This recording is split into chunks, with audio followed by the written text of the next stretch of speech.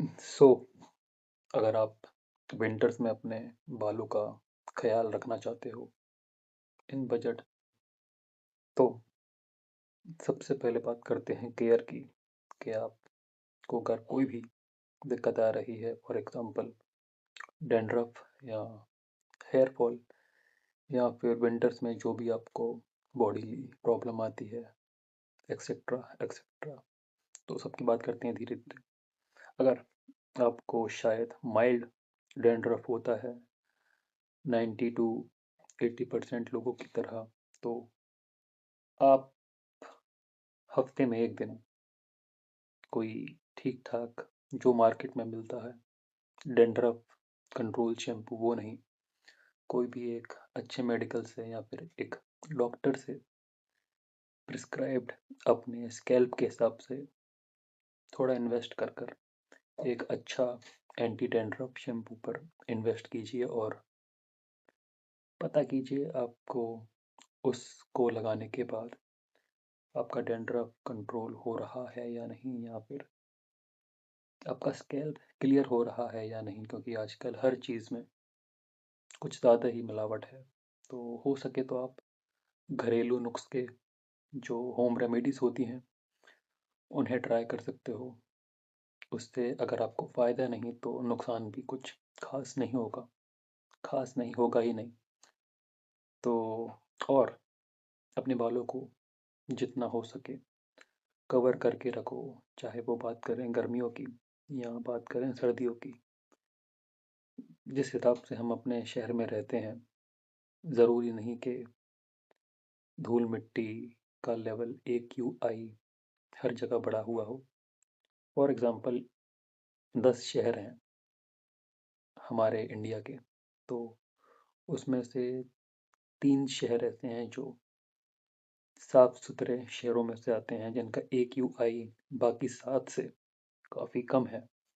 पर जो ये कंस्ट्रक्शंस का काम चलता है, जो कच्ची सड़कें हैं, वहाँ पर अगर गाड़ियाँ चलती हैं तो भी धूल मिट्टी उड़ती ही है या फिर होती ही है। तो आप मेक श्योर एक कैप पर इन्वेस्ट कीजिए, या फिर आप किसी भी तरीके से अपने बालों को कवर रख सकते हैं। अभी सर्दियां हैं तो आप कैप, बीनी या टोपा होता है जो गर्मियों वाला, उस पर आप ध्यान दे सकते हैं। और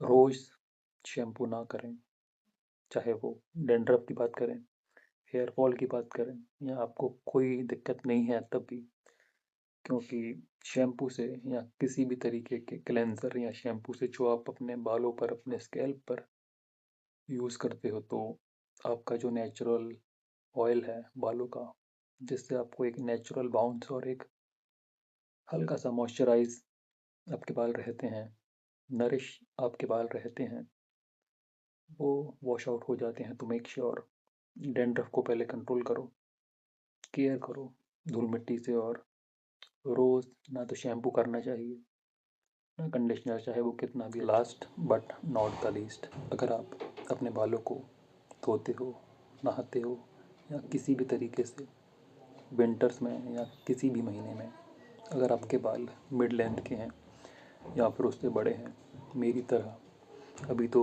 छोटे हैं, पर मैंने स्टार्टिंग में जब कोविड में अपने बाल पहली बार बड़े किए थे तो मैंने ये गलती की थी।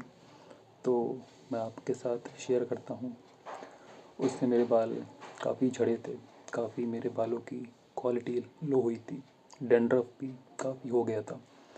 तो जब भी आप नहाएं या हेयर वॉश करें या किसी भी वजह से आप आपके बाल गीले करते हो, तो मेक श्योर कि नहाने के बाद, बाल गीले गीले करने के बाद अपने बालों को सुखाना ना भूलिए, चाहे वो नेचुरल तरीके से हो गया, अगर आप धूप में बैठना चाहो या फिर पंखे में सुखाना चाहो या फिर कूलर में, वो आपका आपकी चॉइस है।